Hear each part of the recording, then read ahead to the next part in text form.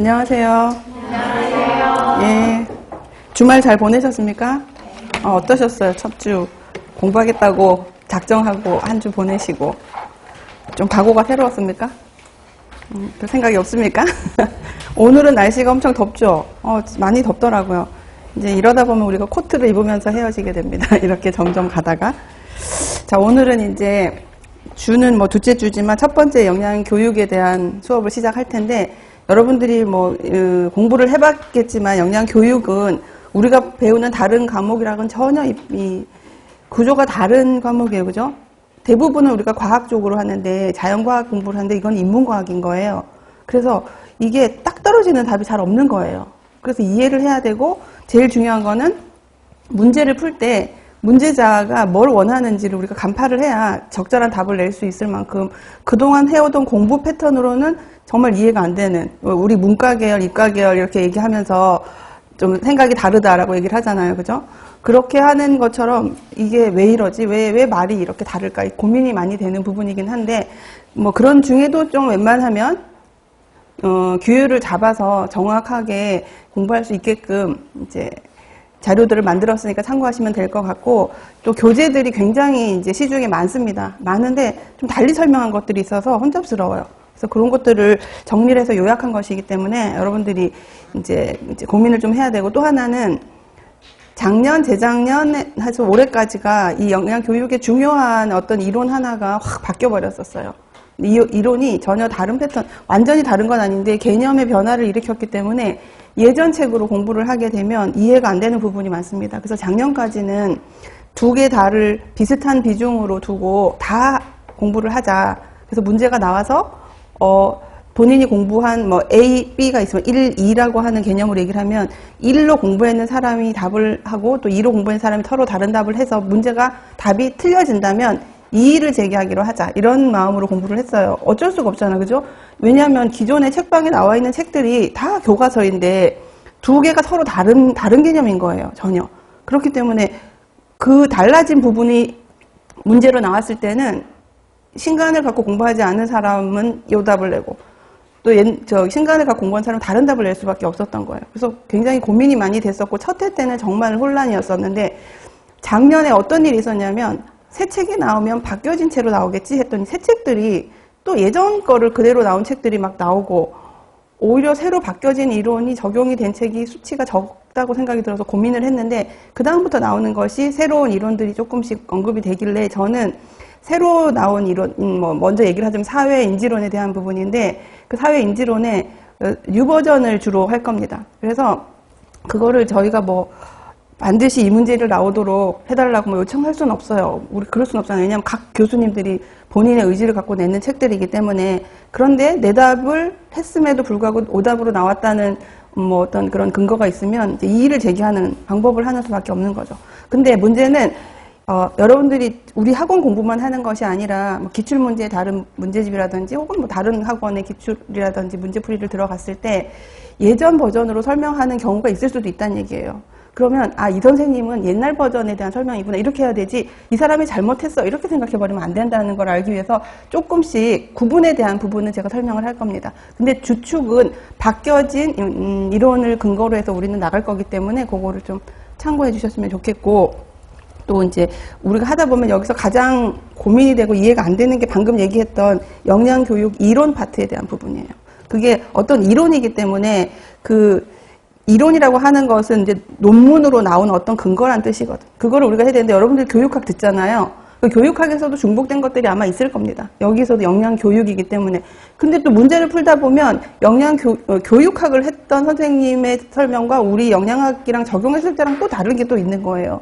여러분들이 구분해야 될 숙제가 너무 많은 거야. 그래서 나는 너무 좀 비슷하기는 해야 되는데 또 우리한테는 맞지 않기 때문에 좀 고민이 되긴 합니다. 그래서 그런 것들은 혹시 같이 논의하면서 답을 낼 수도 있기 때문에 고민하지 말고 물어줘야 제가 그걸 확인하잖아요. 제가 다 따라다니면서 공부할 수는 없으니까 물으면서 문제를 해결해 갈 수 있도록 같이 그렇게 해나가면 좋을 것 같습니다. 근데 다행히도 몇 년간 영양교육에 대한 문제가 어렵지 않았어요. 어렵지 않았기 때문에 좀 좋게 생각을 하는데, 우리가 이제 기본적으로 이번에 정권이 바뀌고 나서는 공무원을 줄이겠다는 의지가 이제 딱 중심에 서 있는 정권이 되다 보니 약간 고민이 되는 거죠. 전 정부는 한 5년 동안 좀 루즈했습니다. 왜냐하면 공무원 수 늘리겠다고 했거든요. 그 대통령이. 그래서 정말 계속 늘어났어요. 그래서 많이 합격들도 하시고 직업을 찾아가기도 하시고 그랬는데 근데 올해는 줄이겠다고 했는데 어디서부터 손볼지는 우리가 알 수가 없는 거죠. 그죠? 그래도 현장에 나가면 아직도 영양사분들이 이제 업무를 하는 분들이 있는데 사실은 학교에서 하는 업무는 교육을 처음 해야 되는 것이 맞습니다. 우리가 그 영양사가 아니고 영양교사로 여러분들이 하는 거는 지금은 그렇지 않은 학교들도 있지만 결국은 아이들에게 영양교육을 하는 능력을 갖고 있어야 되는 거잖아요. 그러니까 교사 자격으로 우리가 가겠다라고 이제 하는 것이기 때문에 궁극적으로는 그쪽으로 차츰차츰 이제 넓어질 거고 가서 세팅이 되다 보면 또 교육을 해야 되는 상황이 올 수도 있는 거고 그럴 적에 충분히 그 일을 할 수 있으려면 가진 정보가 있어야 되기 때문에 지금 공부하는 또 선생님들이 나눠준 자료 이런 것들을 시험이 끝났다고 버리시지 마세요. 반드시 필요합니다. 업무를 하면서도. 그런 거를 옆에 이제 옛날에 공부하던 교재였지 하고 한쪽 구석에다가 파일링을 해놓으면 도움이 될 수 있을 거니까 그런 것들도 좀 정리를 하시면 좋을 것 같습니다. 그리고 우리 이 영양교육에 대한 거는 제가 심화반을 별도로 운영한다는 걸 하니까 뺄 수 있는 단어는 없고 전체적으로 가볍게 훑어보고 심화반 8주 지나고 9주차부터는 영양정책이랑 영양교육, 영양정책관리기관 관련 법, 기관과 관련 법에 대한 부분은 훑어보듯이 할 겁니다. 이것은 여러분들 교재 제일 뒤에 보면은 아주 제일 뒤에는 그 내용이 뭐죠? 여러분들 제일 뒤에 보면은 영양사 섭취 기준에 준해서 여러분들 제일 뒤에는 영양 판정이고 영양 교육의 앞쪽에 보시면은 쭉 영양소에 대한 것들이 나오죠. 영양소에 대한 설명이 있습니다. 이거는 생애 주기에도 필요하지만 사실은 고급 영양학을 할 때 우리가 도움을 받을 수 있는 부분이기는 해요. 이게 어디서 발췌한 것인가 하면은 2020 한국인 영양 섭취 기준에 보면은 기능, 대사 이런 것들을 요약해 쭉 나온 것을 제가 요약을 한 거예요. 그러니까 이게 사실은 여기 있는 내용이 고급 영양학 기본서에 풀이 돼서 들어가 있는 건 거지. 그러니까 요거는 어떻다라고 하는 요약을 설명해서 딱딱 정리한 거예요. 그래서 여러분들이 예를 들어서 탄수화물을 지금 우리가 고급 영양학에서 하잖아요. 그럼 탄수화물 부분을 이렇게 읽어봐. 쭉쭉 읽어보면 읽다 보면 아는 것도 있어요. 예를 들어 1g에 4kcal를 냅니다. 이런 부분은 알잖아요. 그럼 그건 아는 거야. 근데 가다가 어떤 대사에 대한 얘기를 하는데 난 모르겠어. 그럼 앞에다가 그 마크에다가 별표를 하세요. 하고 내가 그게 거의 다거든요. 탄수화물에 대한 우리가 알아야 될 정보가 요약되어 있긴 하지만 그래서 내가 모르는 게 뭐였나를 그걸로 우리가 구분을 해볼 수가 있는 거예요. 그걸 가지고 고급 영양학을 공부하는 과정에서 알아지게 되면 내가 이거 알았어. X. 이렇게 하면서 내가 아는 것을 감정할 수 있는 겁니다. 그래서 그 부분은 수업 시간에 언급할 건 아니에요. 여러분들에게 참고하라고 뒤에 붙여놓은 부록 자료처럼 이해를 하시면 되니까 그렇게 보시면 되고 여기 영양정책 관련 기관은 우리가 좀 훑어볼 거고 법까지는 보지 않을 건데 왜냐하면 여러분들 영양교육하다 보면 법이 엄청 많이 나와요. 그리고 국민 무슨 법, 건강증진법 막 이런 게 나오는데 거기에 준해서 뭐가 만들어졌다 이런 거 할 때 그 법에 어디에 있는지를 뒤에다 붙여놨어요. 그러니까 여러분들이 굳이 막 인터넷으로 법이 도대체 어디 있어 막 찾지 말고 뒤에 있는 것들이 있으니까 거기 가서 우리가 해야지 되는 법, 우리가 해야지 되는 기관들 대부분 우리가 주로 많이 언급되는 기관은 보건복지부가 주로 많이 될 거고 식약청 많이 언급할 수 있고 교육부 많이 나가겠죠. 그죠? 그러니까 그런 부서에서 만들어진 어떤 법들, 그들의 규정들 그런 것만 요약을 했기 때문에 하다가 뒤에 참고하는 부분들로 이해를 하시면 됩니다. 그리고 관련되는 어떤 사업들이 있어요. 그 사업 같은 것도 있죠. 그거는 우리가 꼼꼼히 볼 거예요. 그러니까 그 부분은 심화반에 가서 할 거니까 이제 우리가 하는 것은 1번부터 8번까지 할 텐데 시간이 여의치 않으면 8번을 넘어갈 수도 있다. 이렇게 이해를 하시면 될 것 같아요. 심화반으로. 어쨌든 시간을 맞춰서 쭉 진행할 테니까 여러분들이 궁금한 것들 사실은 이 질문을 했을 적에 이것이 딱 맞아요 라고 답하기가 가장 애매한 게 그냥 교육이긴 합니다. 그렇기 때문에 이제 그건 여러분들이랑 같이 고민할 텐데 한 3년 동안 이 교재가 업그레이드가 되고 이제 업그레이드라고 하는 것은 기본 교재가 기본서들이, 시중에 나오는 기본서들이 교정이 많이 된 것들을 참고로 했기 때문에 이제는 비교적 안정됐어요. 내용들이. 그러니까 여러분들이랑 소통이 원활할 수 있을 거라 제가 생각이 들기 때문에 편하게 질문해 주시고 학습하시면 될 것 같습니다. 되셨죠? 그죠? 예. 수업을 이제 진행할게요. 오늘은 이제 처음에는 영양교육의 개요에 대한 얘기를 할 겁니다. 그리고 그 다음번에 우리가 가장 어렵게 생각하는 영양교육의 이론을 다 하지는 못할 거고 어느 부분까지 할 건데 여러분들이 하다 보면 여기서 가장 어렵게 생각하는 부분이 2번에 해당하는 부분 3번 그 다음에 7번 뭐 이 정도가 조금 어렵습니다. 그 부분이 어렵다기보다는 외울 게 좀 있고 이해를 좀 심각하게 해야 되는 부분들이 있는 부분들이니까 그 부분 할 때는 좀 고심하고 아니면 예를 들어서 미리 학습을 좀 하고 온다거나 그러면 도움이 좀 될 수 있겠죠. 그죠? 자, 그래서 이제 수업을 시작할게요. 자, 5페이지 영양교육의 개요라고 하는데 우리가 이 교재 내용을 보시면 영양교육이라고 하는 것은 우리가 하는 내용이 크게 두 가지예요. 하나는 뭐냐면 대중을 상대로 하는, 대중이라는 것은 굉장히 큰 대중도 있지만 소규모도 우리가 대중이라고 볼 수가 있어요. 그런 영양교육이라고 하는 그룹 영양교육이 있고 또 하나는 개별적으로 1대1을 상담이라고 얘기를 합니다. 그 두 가지가 이 책을 구성하고 있어요. 그래서 더 가장 많이 되어져 있는 것은 집단을 대상으로 하는 영양교육이 우리 교재의 한 3분의 2에 해당하는 것이라 볼 수 있고 영양상담, 개인 대 개인으로 1대1 영양교육을 받는 부분이 영양상담에 해당하는 부분이다라고 보시면 됩니다. 그것에 대한 개요만 간단히 교재를 통해서 보고 넘어가도록 할게요. 자, 영양교육이라 함은 개인이나 집단이 바람직한 식생활을 실천하는 데 필요한 지식이라 그래서 나얼리지를 이해하고 지식을 이해하고 학습한 지식을 식생활에서 실천하려고 하는 태도는 마음먹기를 얘기하는 거야. 나 이게 고쳐야겠어. 할 거야. 라는 마음가짐을 얘기를 하고 그렇게 변형을 한 다음에 스스로 행동, 비헤이비어라고 해서 움직여지는 것이 쭉 연결되게 도와주도록 정보를 주고 지원해 주는 것을 우리가 영양교육이라고 합니다. 이 중에서도 특별히 개인이 하는 것을 우리는 영양상담이라고 구분을 하려고 한다고 이렇게 이해를 하시면 되는 거죠. 그래서 밑에 보시면 괄로에서 위에 있는 지식인지 태도인지 행동인지 여러분들이 한번 보세요. 올바른 식생활을 위한 지식과 기술을 정보를 주는 것을 우리가 지식에 해당하는 거예요. 그죠? 지식이고 현재의 식생활 개선에 대해서 흥미 유발, 개선의 의욕, 나 이게 고쳐야겠어. 이거 괜찮네. 이렇게 마음을 바꾸는 것을 우리는 태도라고 얘기를 합니다. 별거 아닌데도 이 개념이 계속 반복되기 때문에 여러분들이 꼭 기억을 하시고 이 숙지를 하셔야 돼요.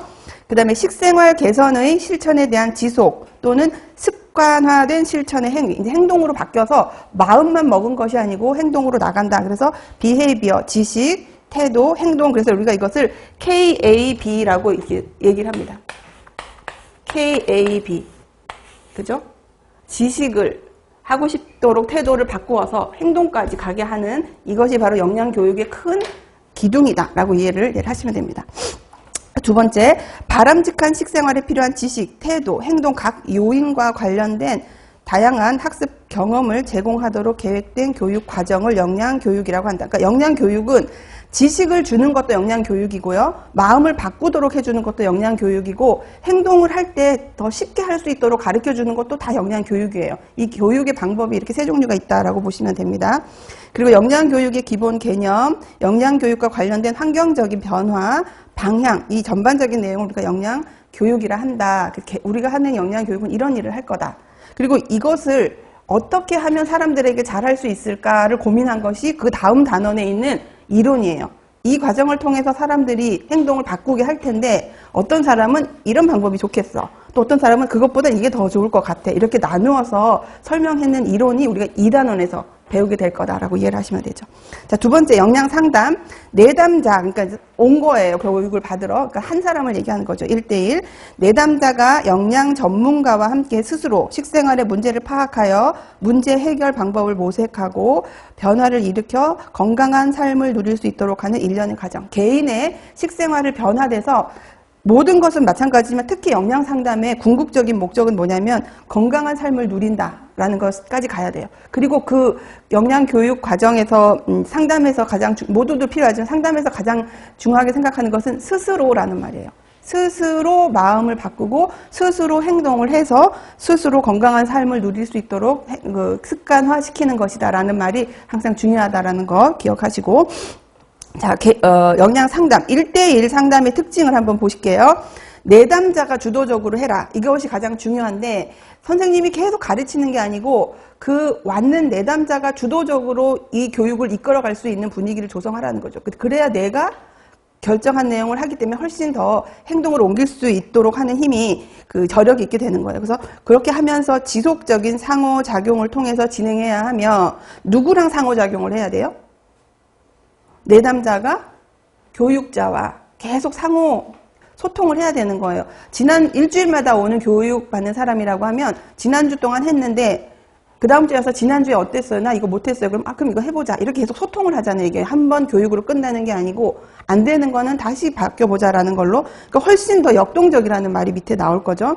상담자와 내담자가 대면하여 진행하고 역량 교육 위에 집단에 비해서 훨씬 어떻다? 역동적이다. 훨씬 더 액티브하게 이 교육이 진행될 수 있는 것이 바로 상담이다. 궁극적으로는 스스로가 역량 관리를 할 수 있는 능력을 갖추도록 하는 것이 목적이다라고 볼 수가 있고요. 그리고 위에서 설명했듯이 개별화된 지도를 하면서 도와준다는 것이 단체, 조직, 집단을 통해서 하는 영양교육과 차이가 있다라고 보시면 되는 거예요. 그럼 이 두 가지가 비슷하면서도 다소 차이가 있는데 공통점을 볼게요. 공통점은 둘 다 자발적으로 건강 증진에 필요한 식생활 변화를 실행하고 유지를 한다. 우리가 이제 식생활이든 뭐를 유지하는 기간을 주로 6개월을 잡아요. 바뀐 어떤 행동이나 식행동이나 아니면 생활, 행동 변화 같은 것들이 6개월이 유지가 됐으면 이 사람의 습관 속에 픽스가 됐다라고 보기 때문에 유지하도록 하는 것이 공통점이라면 차이점은 영양상담은 교육에 비해서 좀 더 누구 주도적? 내담자 주도적이에요. 교육은 왔는 교육자 주도적으로 하는 경우가 많습니다. 내담자가 주도적이고 지속적인 상호 과정을 통해서 위에 했던 말을 이제 다시 붙였는데 역동적이다라는 얘기를 우리가 했습니다. 간단하게 봤고 그 다음 페이지 한번 보실게요. 영양교육의 목표와 목적을 보시면 목적은 가장 최고로 우리가 지향하는 바이고 목표라고 하는 것은 그것을 가기 위해서 세분화되어서 만들었던 계획을 우리가 얘기하는 걸 우리가 목표라고 얘기하죠. 그래서 목적은 훨씬 추상적인데 여러분들이 지금 예를 들어서 나중에 가서 배우게 되는 영양정책 관련 어떤 그 사업 같은 것들을 하면 목적이 다 있을 거 아니에요. 국민건강증진사업이라든지 뭐 그런 것들을 하는 끝에 보면 항상 뭐가 있냐면 건강증진을 계획한다. 건강증진이 계속 나옵니다. 우리가.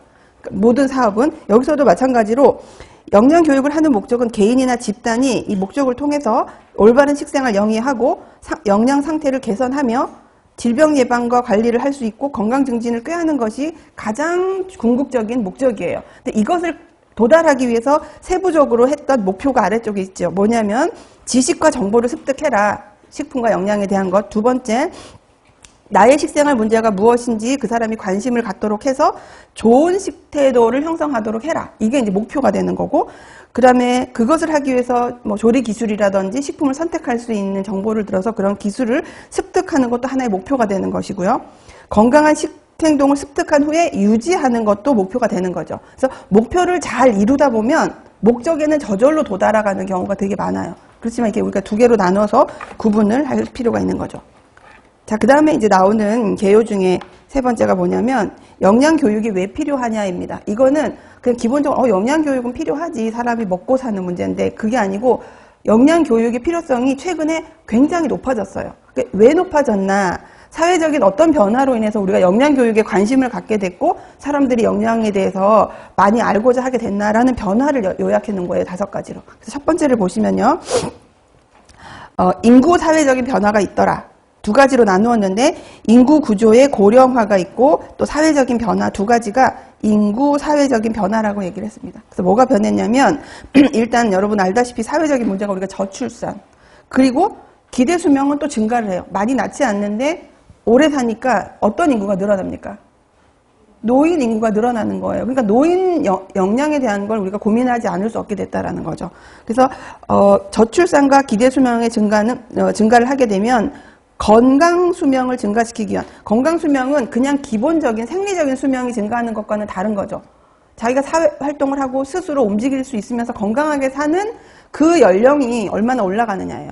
병상에 누워서 콧줄 꽂고 한 10년 사는 거는 건강수명이라고 우리가 보지 않는 거죠. 그러니까 건강하게 살 수 있는 건강수명을 증가시키기 위해서 영양교육의 필요성이 증가하더라. 노인 인구가 늘어나기 때문에 노인이 건강하게 살게 하기 위한 교육을 우리가 해야 된다. 그래서 이 부분은 당연히 노인 대상의 그 교육이 필요하다는 걸 설명을 하고 있는 겁니다. 건강수명이라고 하는 것은 제가 불러줄게요. 기대수명 중에 기대수명은 생리적인 수명을 얘기한다고 볼 수 있어요. 기대수명 중 질병이나 부상으로 기대수명 중 질병이나 부상으로 고통받는 기간을 제외한 질병이나 부상으로 고통받는 기간을 제외한 건강한 삶을 유지한 기간, 건강한 삶을 유지하는 기간을 얘기하죠. 그러니까 건강한 삶을 포함한 그 수명을 우리가 건강수명이라고 합니다. 기대수명 중 질병이나 부상으로 고통받는 기간을 제외한 건강한 삶을 유지하는 기간을 우리가 건강수명이라고 한다. 그 다음에 두 번째 사회적인 변화는 일단 1인 가구가 증가를 했어요. 여기 있는 선생님들도 1인 가구일 수도 있어요. 그죠? 젊으니까. 그리고 전통적으로 할아버지, 할머니 있고 엄마, 아빠, 자녀 있는 그것은 이제 해체가 된 거예요. 그것이 우리 영양을 하는 사람들한테 어떻게 와닿게 되냐면 어떤 식사를 이제 못하게 된 거예요. 가정식을 못하게 된 거죠. 대부분이. 그러니까 가정식의 중요성이 감소가 돼요. 중요성은 크지만 실제적으로 그런 행위를 하는 가정이 적기 때문에 그 중요성이 감소가 되고 있고, 그래서 식생활의 중심이 예전에는 가족 중심이었는데 이제 개인 중심으로 이동을 하는 사회가 됐다는 거예요. 그래서 교육 대상자가 음식을 준비하는 전통적인 가구에서는 엄마를 교육시키면 돼. 엄마한테 이런 게 좋아요. 가족들한테 주세요 하면 됐는데 이제는 차리는 사람이 각 개인이 됐기 때문에 주부만 하는 것이 아니고 세대 구성원 모두에게 우리가 교육을 해야 되는, 세대 구성원 모두가 교육 대상자가 되는 시기가 됐다라는 것의 변화를 보시면 됩니다. 그리고 1인 가구 건강 관리의 중요성이 이제 증가됐죠. 1인 가구가 많아졌기 때문에 우리가 그분들한테 1인 가구는 영양적으로 나빠질 수 있기 때문에 모두 가정으로 돌아가세요 이렇게 할 수가 없죠. 흐름을 타면서 우리는 거기에 걸맞는 영양 시스템을 만들어주기 위해서 애를 써야 된단 말이에요. 그래서 1인 가구의 중요성을 증가로 맞춤형 영양교육의 필요성이 증가하는데 영양 불량 위험률이 높은 집단이 생성이 됐어요. 여러 개가 있는데 가장 높은 집단은 1인이면서 위험률이 가장 높은 집단은 어떤 가구일까요? 1인 노인 가구예요. 1인. 할아버지 혼자 사시거나 할머니 혼자인데 둘 중에 누가 더 문제일까? 할아버지, 남자 노인이 혼자 사는 거는 굉장히 문제가 있습니다. 그래서 제가 한 20년 전쯤이에요. 그때 TV를 봤는데 보건소에서 일본은 우리보다 훨씬 먼저 고령화가 됐잖아요. 그러니까 혼자 사는 남자 노인이 많은 거예요. 그 지역사회에 있는 남자 노인들을 보건소에서 불러서 요리를 가르쳐요. 무료로. 해 먹으라고. 자꾸 사 먹고 굶고 하다 보니까 그런 것들을 하도록 이렇게 유도를 하더라고요. 그래서 우리나라도 이제 보건소 같은 데서 그런 영양 교육을 실시하면서 혼자 사는 남성들도 먹도록 하는데 우리는 아직 그 교육은 안 하고 뭐가 활성화되어 있냐면 반찬을 가져다 주는 거 있죠. 구청이나 어떤 단체에서 혼자 사는 노인들 명단에 따라서 일주일씩 밑반찬을 이제 무료로 제공하는 곳은 있어요. 그래서 먹도록 혼자서 먹을 수 있게 해준다. 그런 것들도 직접적으로 제공하는 하나의 교육이라고 볼 수가 있습니다. 이렇게 인구 사회가 변화하면서 영양 교육의 필요성이 증가되고 있는 원인 하나.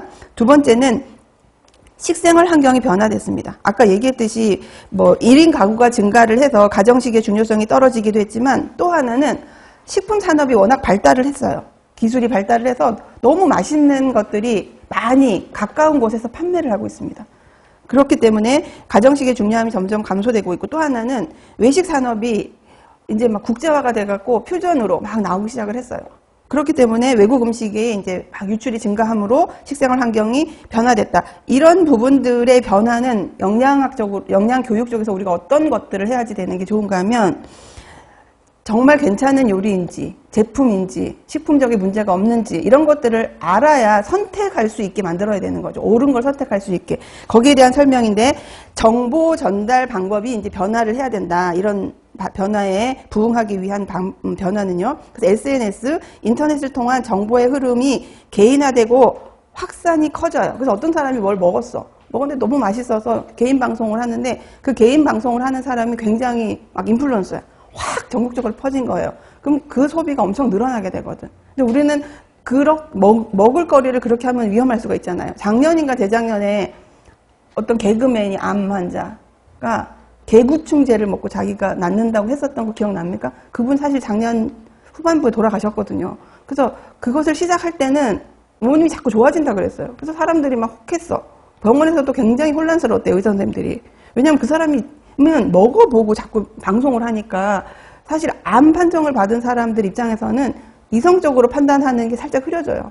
그러면서 뭐가 좋다고 하면 뭐든지 다 하고 싶어지고, 저도 예를 들어서 건강검진을 해서 뭐가 뭐 콜레스테롤 수치라든지 뭐 이런 비만 이런 것들이 수치가 올라가면 TV 보고 있으면 뭐가 좋다는 얘기하면 혹해요. 내가 이걸 가르치는 사람임에도 불구하고 사 먹고 싶어지는 거야, 막 마음에서.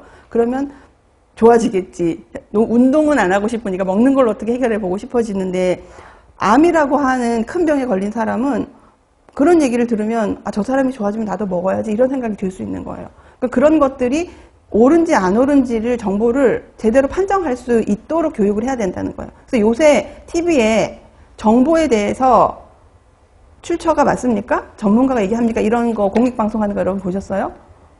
못 보셨어요? 그거를 작년 한 1월부터 공익 광고를 하는데 막 수컷수컷 하면서 무슨 카드라 방송을 한대 막 이렇게 하면은 옆에서 어떤 남자가 툭 나타나서 그 출처가 공정한 것인지 봤습니까? 이렇게 설명을 하고 또 어떻게 하면은 뭐 병이 좋아진대. 그러면 그것이 과학적인 근거가 있는 걸 확인하셨습니까? 이렇게 이제 하면서 이거는 정보를 확인해야 된다는 걸 계속 이제 알려주더라고요. 너무 그런 피해가 많아지고 있기 때문에. 그래서 우리가 거기에서 뭐가 필요하냐면 검증이 필요하다는 얘기를 해요. 그 정보가 정말 옳은 것인지의 검증이 필요하다. 이것을 검증하는 방법이 우리 교육의 뒷부분에 가면 이 미디어를 통한 영양 정보가 옳은지 옳지 않은지를 검증하는 순서가 나와요. 그러니까 우리가 그걸 배우면 그걸 우리가 전달을 해야 돼. 일반인들에게. 이걸 보고 요 한 4가지 정도는 보고 그게 옳으면 그건 옳은 거야 이렇게 해야 되는데 우리가 이제 그걸 배울 거예요. 그래서 이걸 통해서 그 정보에 무엇을 알고 싶은 건가 하면 신뢰를 갖도록 해야 되는 거죠. 검증을 통해서 신뢰를 확보해야 된다라는 것까지 옆에다 하나 적으시면 될 것 같아요. 또 하나 어떤 변화가 있느냐, 우리 이 사회가 식문화가 변화하더라. 위에서 했던 것처럼 핵가족 1인 가구가 증가를 해서 가정 외 식품 섭취 비중이 증가합니다. 여러분들도 많이 시켜 먹죠? 안 시켜 먹습니까? 요즘 그 앱에서 다이렉트로 막 오는 거, 저는 그게 활성화된 지가 한 2, 3년 됐죠? 근데 저희가 한 1년 전에 그걸 알은 거예요. 너무 놀랐어요. 너무 별천진 거야. 내가 한 번도 안 가본 곳인데도 주문을 하면 이제 택배비만 내면 오잖아요. 그래서 그걸 제가 알게 된 거는 저희 집에 친구가 이제 놀러 왔는데, 아딸 친구가 놀러 왔는데 그 친구가 엄마가 이제 간식을 우리 집으로 보내주겠다는 거지. 그래서 통닭이 왔어요. 근데 너무 맛있는 거 내가 먹어보지 않은.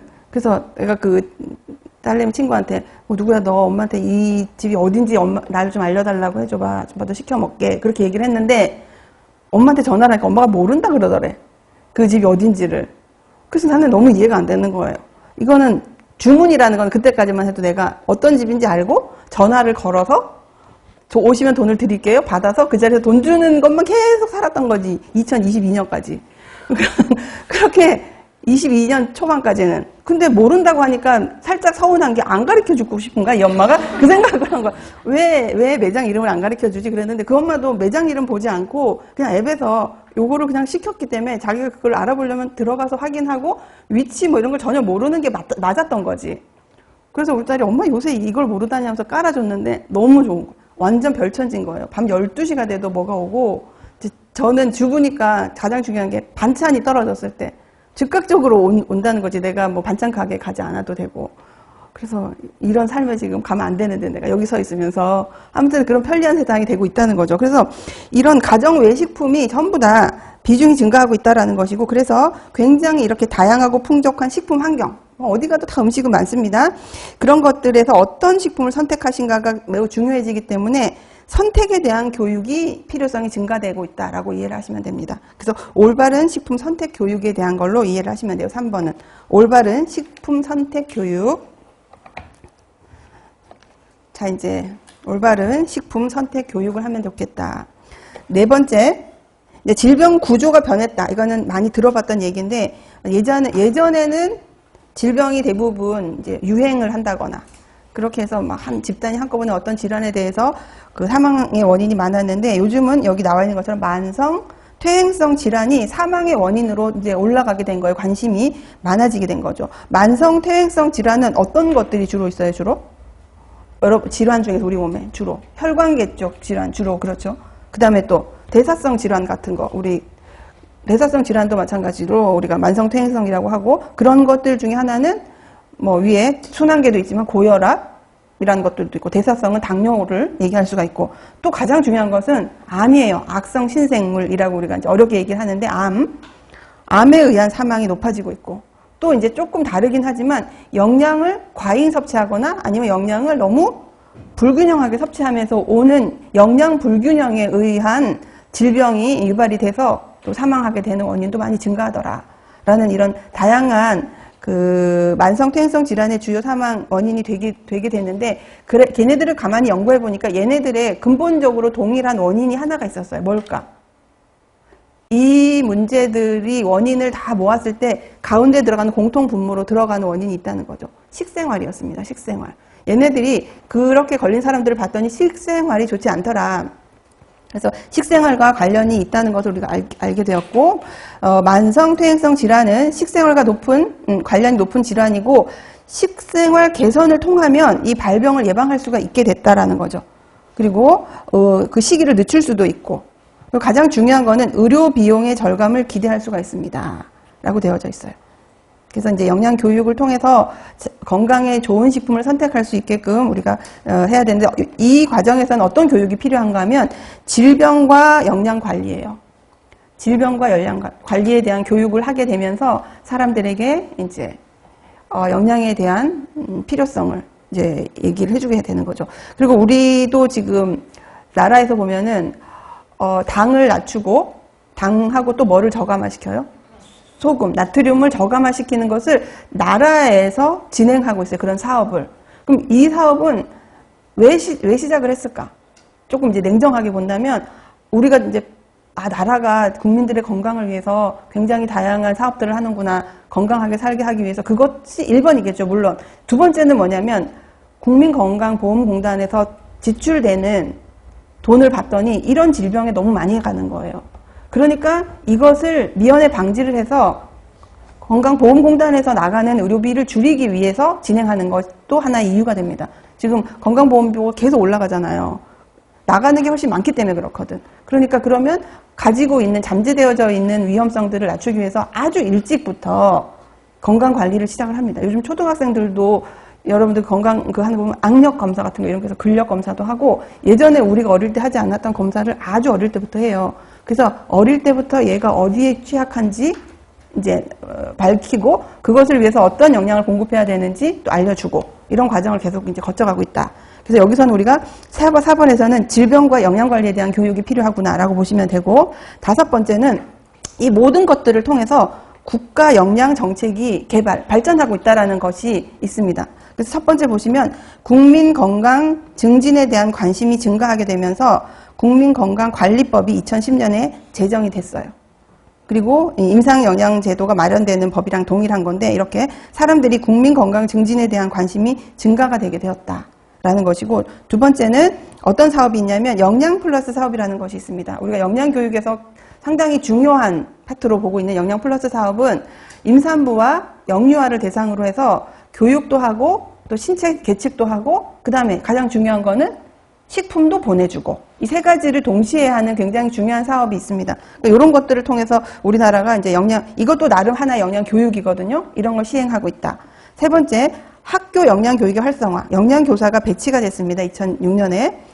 초중등 교육법이 개정됨에 따라서. 그래서 어린 학생들로부터 영양 이제 주는 것도 그냥 기본적인 것이 아니라 올바른 것들. 그래서 영양 교육에 대해서 영양 교사가 학교에서 학교 급식을 하는 가장 중요한 이유, 그다음에 가장 크게 생각하는 의의가 뭐냐면, 학교에서 보면 가정 시간에 영양소 섭취 기준을 가르쳐요. 2학년 가정 파트에 보면은 작년까지는 2015년 걸 가르쳐서 선생님이 수정해가지고 이제 학교에서 가르쳤다고 하는데 20년 걸 올해부터는 바뀌겠다는 생각이 들어. 근데 굉장히 디테일하게 배워요. 여러분들이 2020년으로 바뀌었을 적에 바꿔 외워야 될 것들이 좀 많았잖아요. 그런 것들을 중학교 2학년 애들이 다 알아요. 걔네들이 그 교육을 다 해. 하고 몇 년마다 바뀌는지, 이것이 어떤 법에 준해서 바뀌어지는지를 다 하고 있어요. 그리고 어떻게 먹어야 되는지에 대한 거, 그리고 영양소 섭취 기준에 있는 자전거, 그죠? 식품 구성안, 이거 다 배워요, 중학생이. 그렇게 가르치고 있단 말이지. 그러니까 그거를 사실은 제가 볼 때는 그 영양교사가 가르쳐야 되는 게 맞는데 지금은 가정시간에 그걸 하고 있더라고요. 그러면 문제는 뭐냐면 얘네들이 막 배워, 교실에서 선생님이 가정시간에 이렇게 먹어야 돼, 균이 뭐 5개가 있대, 뭐 그런 걸로 쭉 해갖고 하루에, 그리고 너희들은 우유를 2컵 이상 마셔야 돼, 이런 걸 다 배우는 거예요. 시험도 쳐요, 그걸로. 심지어. 그렇게 했는데 급식이 그렇게 안 나오면 되겠어요? 안 되잖아. 그렇기 때문에 영양교사가 급식을 차려주는 것의 교육적인 의미는 이론적으로 배운 것을 실제 급식으로 학생이 받아본다는 의미예요. 아, 배운 대로 정말 이게 한밥상이 마련됐네를 교육을 하는 과정에서가 급식이에요. 학교 급식은 교육입니다.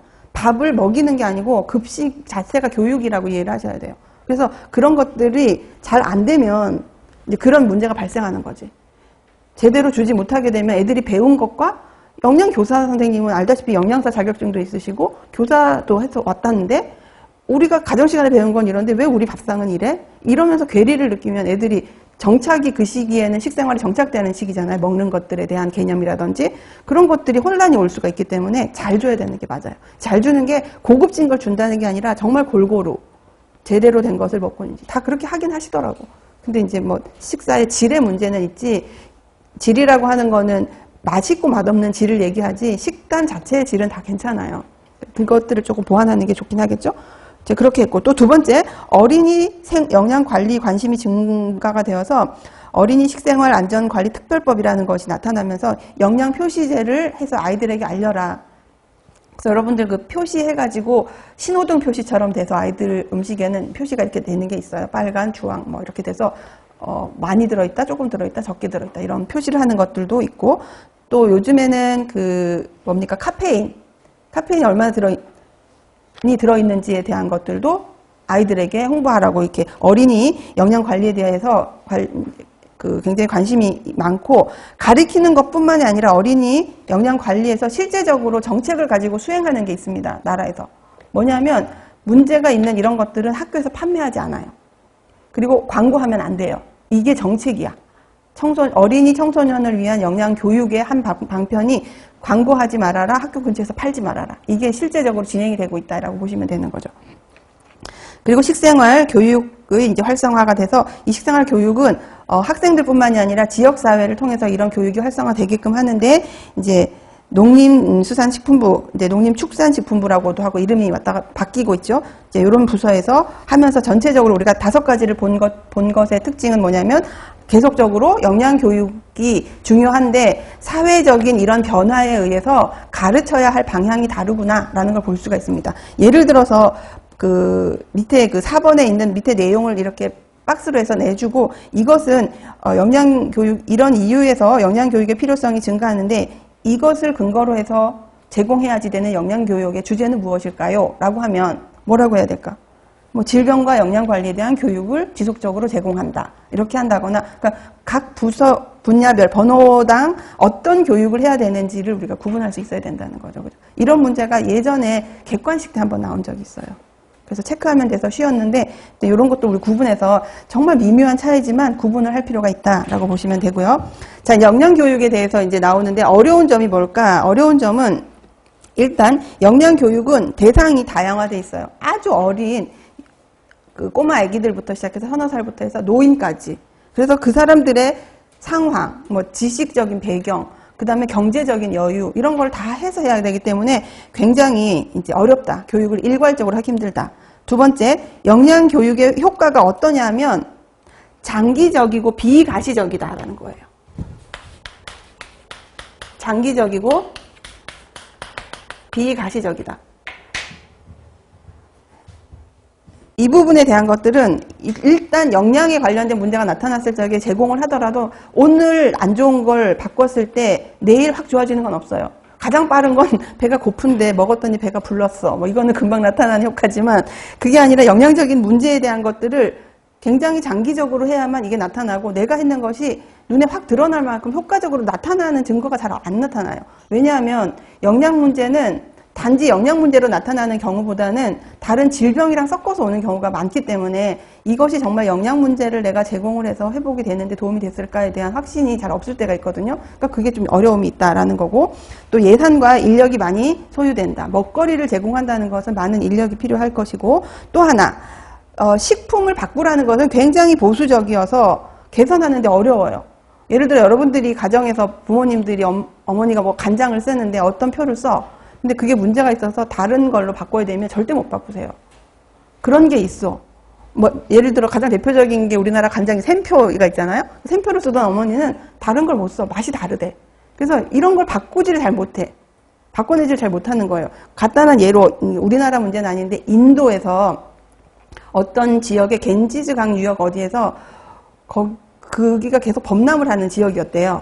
그래서 비가 와서 넘쳐서 싹 가져가면 땅 속에 있는 미네랄이 같이 씻겨 내려가는 거예요.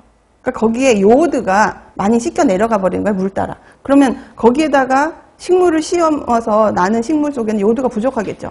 물론 요오드라는 거는 바다에 많지만 행여라도 조금이라도 있는 것이 있다면 그런 부분들에 대한 것들이 점점 부족해지는 거예요. 그래서 자급자족하는 어떤 외딴 마을에 이렇게 자연재해에 의해서 땅의 영양소가 자꾸 훼손이 되는 경우는 거기서 나오는 어떤 식품이 원래는 완전 식품이라고 해도 다른 지역에서는 이 지역에서는 어떤 영양소가 부족할 수 있는 거예요. 그래서 그 지역에 가봤더니 이제 그런 문제로 엄마들이 다 아이들도 요오드 결핍에 대한 이제 증상이 나타난 거예요. 그래서 나라에서 안 되겠다 싶어서 가장 쉬운 게 요오드를 소금에 첨해서 먹게 한대요. 요오드만 별도로 먹는 게 아니고. 그래서 그 요오드를 첨가한 소금을 무료로 나눠준 거야. 그거 무료로 나눠줘서 학교에서, 학교가 아니고 이제 보건소 같은 데서 집에다 나눠줬는데 엄마들이 안 쓰는 거야. 자기가 하던 요리의 맛이 안 나는 거야. 이걸 넣으면 간에 대한 것들이 뭐 짠기가 좀 다르다거나 뭐 맛이 변한다거나 이런 것 때문에. 그래서 변동이 없어서 이제 또 두 번째 방법으로는 학교 학생들한테 나누어주고 엄마가 그걸 요리에 쓰는 걸 확인해서 오면 우리나라로 치면 스티커를 이렇게 주는 거지. 그렇게 하면서 쓰도록 유도를 이렇게 해나가면서 지행을 한다고 해요. 그 말은 무슨 말인가 하면 무슨 뜻이에요? 바뀌지 않는다는 거지. 식생활은 한번 고정된 것을 바뀌어 나간다는 건 굉장히 어려울 수 있다라고 보시면 되는 거고, 또 교육 효과가 개인적인 차이가 큽니다. 교육적인 것은 그 사람이 기본적으로 가지고 있는 베이스가 조금 지식이 있으면 훨씬 쏙쏙 잘 들어오지만 전혀 그렇지 않으면 이해하기가 힘들다. 그래서 개인적인 차가 크다. 그 다음에 예를 들어 잘못된 교육을 했을 경우에 집단을 상대로 했다면 그 파급 효과가 감당이 안 되죠. 다시 수정을 했을 경우에 수정된 건 잘 안 바뀌어요. 그래서 조심스럽고 어려운 점들이 이런 것들이 있구나라고 이해를 하시면 됩니다. 자, 뒤에 있는 앞으로의 방향을 그냥 쭉 읽어볼게요. 그냥 기본적인 거니까. 일단 앞으로는 그냥 일괄적인 것이 아니라 생애 주기별로 영양교육을 하자. 그리고 질병 예방이나 관리를 위해서도 영양교육과 상담, 그러니까 개별 상담도 진행하는 것이 좋겠다, 추후로는.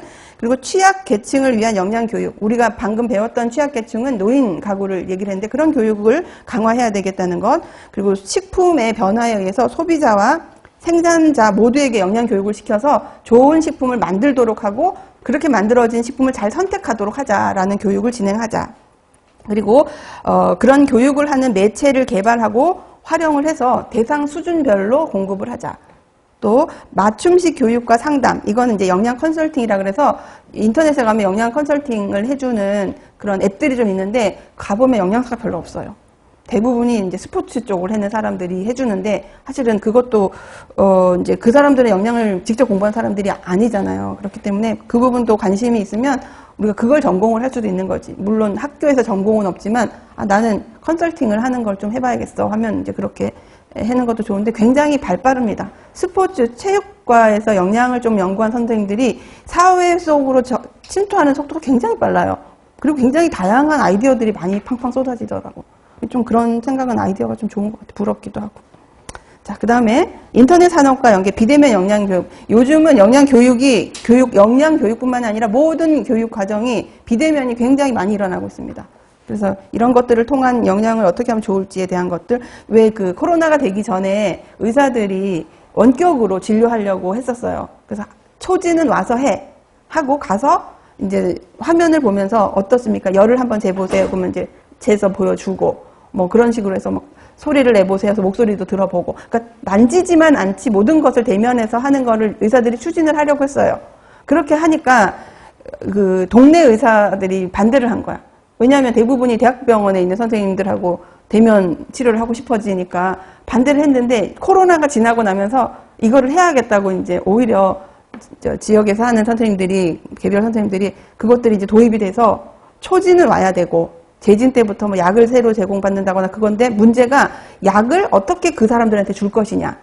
가 문제인 거예요. 그래서 또 약사협회에서 또 반대를 또 하고 있고, 그러니까 뭘 하나 바꾸려면 이익 집단들이 그거를 이제 기존에 있던 자기의 어떤 혜택을 놓치지 않으려고 반대가 굉장히 많더라고. 특히 의료계 쪽에 그런 게 많아요. 또 요즘은 간호사들이 또 막 데모를 또 많이 하고 있잖아요. 본인들의 영역을 조금 더 의사가 할 수 있는 영역까지 넓히기 위해서. 그게 뭐냐면 코로나를 하면서 이제 간호사들의 업무가 중해졌다는 걸 알았고, 의사가 없는 지역에는 간호사들이 가서 약간 의사가 할 수 있는 어느 부분까지 할 수 있었었거든, 그때는. 위기 상황이니까. 그러니까 그런 것들을 발판으로 이제 간호사협회에서 그렇게 하려고 그러는데, 간호조무사랑 의사협회에서 또 막 반대하고 삭발식 하고 막 그러고 있더라고요. 우리도 누가 우리 밥그릇 찾으려고 그러면 누가 머리를 좀 깎아봐. 내가 깎을까? 아까 그것을 뺏기지 않으려고 애를 써야 되는데 우리 너무 다 착한 것 같아. 큰일 났어. 자, 그 다음에 영양교육의 효과, 개인의 식품 구입 실천, 자원 관리를 통해서 안전과 질을 확보하여서 건강하게 신체적 활동을 할 수 있도록 하는 교육을 할 수 있도록 하자. 그 다음에 조직, 환경, 정책의 변화를 유도하고 이는 개인뿐 아니라 식품 안전에 영향을 주기도 한다. 아까 했던 정책은 개인이 하는 것은 아니죠. 나라에서 해줘야 돼요. 그러니까 그런 것들을 통해서 더 효과적이 될 수가 있고, 또 서로 상호작용하면서 질을 향상시키고, 여기서 서로 상호작용의 가장 대표적인 것은 식품을 만드는 사람과 소비하는 사람이 상호작용을 해야지 된다는 거예요. 그래서 식사질을 향상시켜서 활동력과 건강, 식품 안보를 이뤄내면서 독립성을 확보하는 것이 좋겠다라는 걸로 이제 정의가 되어져 있죠. 기초 부분이었기 때문에 제가 조금 시간을 할애를 해서 했고, 자, 이제 영양교육 이론에 대한 부분을 개요만 살짝 설명하고 수업을 잠깐 쉴게요. 이건 우리가 했던 거고요. 자, 영양교육의 이론 첫 번째 보면 이 그림만 제가 설명을 하려고 해요. 우리가 하려고 하는 이론이 여기에 다 들어 있습니다. 그래서 영양교육의 이론은 어떻게 접근하면 되냐면 왜 이런 이론이 만들어졌을까예요. 왜 학자들이 영양교육, 이제 영양이라는 말은 우리가 영양 쪽이기 때문에 영양을 붙인 거예요. 교육학자들이 왜 이런 이론들을 했을까라는 거를 하는 건데, 첫 번째 보면은 개인의 문제를 해결하면 이 사람의 행동이 바뀔 거야 라는 생각을 가지고 만들어낸 이론이에요. 그래서 간단히 설명을 해보면 건강신념 모델이라고 하는 것은 이 사람이 좋은 행동을 하지 않는 이유는 몰라서야 이거예요. 그럼 어떻게 해야 돼? 알려주면 바뀔 거야 라는 아주 기초, 제일 초기에 발달된 이론이에요. 그래서 이 사람이 이런 식으로 이런 행동을 한다는 이유는 이것이 나쁜 행동인지 모르기 때문에, 좋은 행동인지 모르기 때문에 안 하는 거기 때문에 내가 알려주면 할 거야 라는 이론인데, 해보니 알아도 안 하는 사람들이 생기는 거예요. 그래서 좀 복잡하게 만들어진 것이 합리적 행동이론, 계획적 행동이론인데, 합리적 행동이론에 약간 불편한 게 있어서 계획적 행동으로 발전한 거라, 요 이론은 계획적 행동 이론 위주로 공부를 하게 될 겁니다. 그래서 계획적 행동 이론은 이 사람이 알게 됐지만, 그리고 하고자 하는 의지까지 생겼어요. 의지가 생겼다는 것이 합리적인 행동 이론이야. 예를 들어서 담배를 피면 안 돼. 담배는 몸에 안 좋아. 이걸 가르쳐줬어. 그걸 가르쳐주면 얘가 안 필 줄 알았는데 피는 거예요. 그래서 막 꼬셔서 안 펴야 건강해져. 이렇게 얘기를 해서 얘가 안 펴야 되겠네. 이렇게 마음을 먹게 만드는 의도를 바꿔주는 것까지를 이론에 집어넣은 것이 합리적 행동 이론이에요. 나 바꾸고 싶어 라는 마음. 아까 우리가 했던 것에서 태도. 그리고 세 번째는 태도까지 했는데, 내가 학교를 가봤더니 내 친구가, 가장 친한 친구가 4명인데 넷이 다 흡연자야. 그래서 내가 안 끊고서 얘가 막 담배를 피고 코에다 대고 막 이래요. 끊는다고 했더니. 그러니까 어떻게 돼? 타인의 영향이 있어요, 없어요? 타인의 영향이 있구나. 타인의 영향까지 넣어주고 자기가 할 수 있다라고 하는 어떤 부분을 집어넣어줘야 되는 것까지 나온 것이 계획적 행동 이론이에요.